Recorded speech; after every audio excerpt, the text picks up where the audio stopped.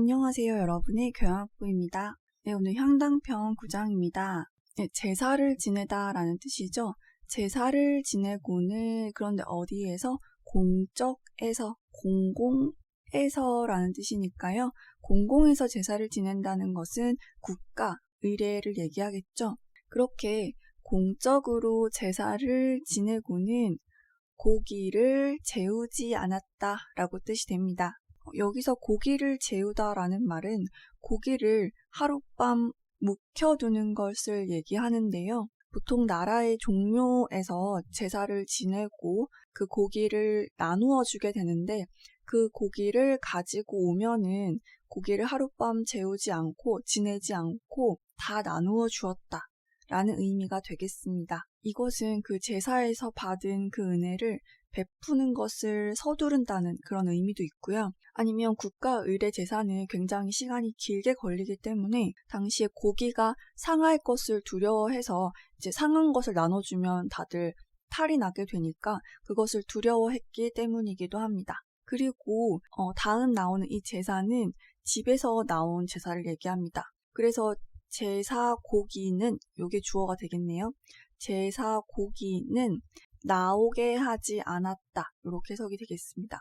3일을 나오게 하지 않았다라는 것은 3일을 지나게 하지 않았다라는 뜻이 되겠습니다. 집에서 지내는 제사는 비교적 시간도 짧고 내가 그 고기를 어느 정도 컨트롤할 수 있기 때문에 3일 정도까지는 두었다가 그 이상이 되게 하지는 않았다라는 뜻이 되겠죠. 집에서 쓴 제사고기는 3일을 묵혀두지 않았고 3일이 지나게 되면은 그것을 먹지 않았다라고 말씀하고 계십니다. 네, 10장은 조금 짧죠. 먹으면서 말하지 않고 잠자리에 들어서 말하지 않았다라는 뜻이 되겠습니다. 지금 전부 서술어로 쓰이고 있는데요. 혹시 드실 때 먹는 것에만 집중해 보신 적이 있으신가요? 그 음식의 빛깔, 냄새, 맛 이런 것을 느끼다 보면 사실 말할 겨를이 없을 겁니다. 생각할 겨를도 없을 거고요.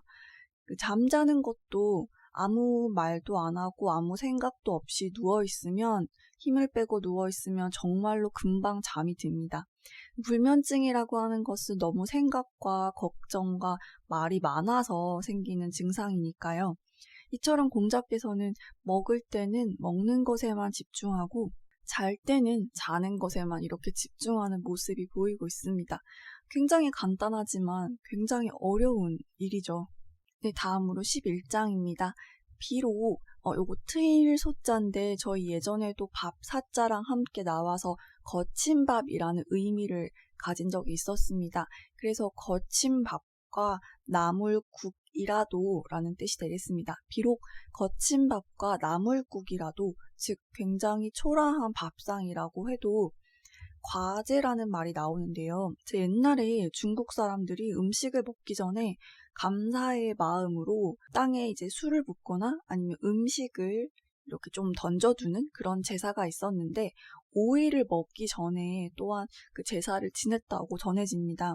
따라서 여기서는 5일을 먹기 전에 감사의 제사를 지내는 것처럼 그 먹기 전에, 음식을 먹기 전에 감사 인사, 감사 기도를 드리는 것을 얘기합니다. 일종의 고수례라고도 할 수 있는데요. 저희 지금 그 기독교나 천주교에서 음식을 먹기 전에 기도를 드리잖아요. 그것과 조금 비슷한 부분이죠.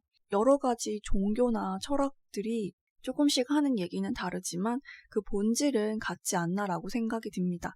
굉장히 허름한 밥상일지라도 그거에 대한 감사를 꼭 잊지 않고 드리는 것도 굉장히 중요한 본질 중에 하나가 될 수 있겠죠.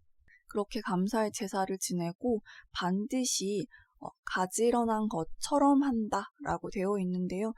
요거 저희 요런 표현이 많이 나왔었죠. 뭐뭐처럼 뭐뭐와 같이라는 뜻이지만 이거를 없애고 해석을 하셔도 굉장히 자연스럽습니다. 그래서 반드시 가지런한 것 같이 한다, 반드시 가지런하게 한다라고 얘기할 수 있겠습니다. 네, 오늘 마지막 12장인데요. 자리가 바르지 않으면 앉지 않았다라고 얘기하고 있습니다. 때로는 공자께서 너무 까다로우신 것 같아라고 말씀을 하실 수도 있는데요. 저는 사실 개인적으로 제가 가장 큰 단점 중에 하나가 뭐든 좀 대충대충 한다는 점인데요. 그러다가 이제 아시는 분께 이런 얘기를 들은 적이 있어요. 명품을 따라한 가짜는 명품처럼 보이게 만들 수는 있다. 그런데 가짜와 그 명품의 차이는 아주 미세한 것, 아주 사소한 것에서 드러난다라고 하시더라고요.